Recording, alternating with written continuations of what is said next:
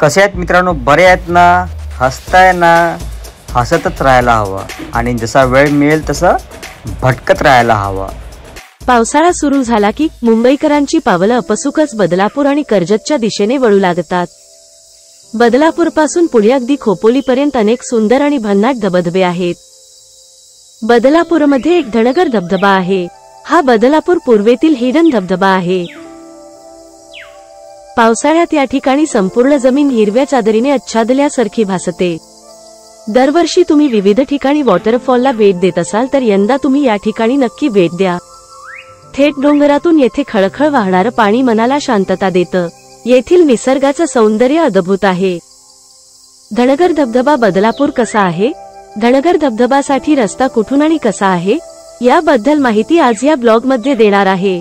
पावसाळ्यात मुंबईजवळ एक दिवसाचा पिकनिक प्लॅन करत असाल आणि एका भन्नाट वॉटरफॉलला भेट द्यायची असेल तर धनगर धबधबा बदलापूर हे सर्वात सुंदर आणि निसर्गरम्य आहे। बदलापूर मध्ये खूप जागा आहे फिरण्यासाठी। कोंडेश्वर मंदिर, तेथील निसर्ग म्हणजे स्वर्ग। जर तुम्हाला हा अनुभव घ्यायचा असेल तर एकदा बदलापूर मध्ये यावं लागेल। धनगर धबधबा हा बदलापूर रेल्वे स्थानकाहून अर्ध्या तासाच्या अंतरावर आहे। रिक्षाने आणि स्वतःच्या वाहनाने धबधब्याजवळ असणाऱ्या गावात पोहोचू शकता। शनिवारी व रविवारी पर्यटकांची खूप गर्दी पाहायला भेटते।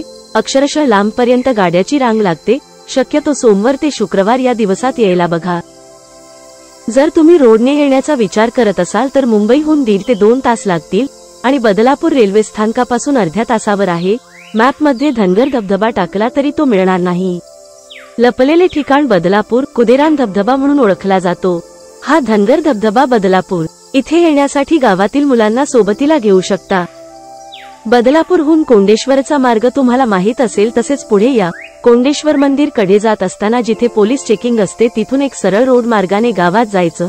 जाताना छोटासा रस्ता आहे, शक्यतो दुचाकीने या, पण रोड थोडासा खराब आहे। शेवटपर्यंत शेवटच्या वळणावर थोडंसं चढण आहे।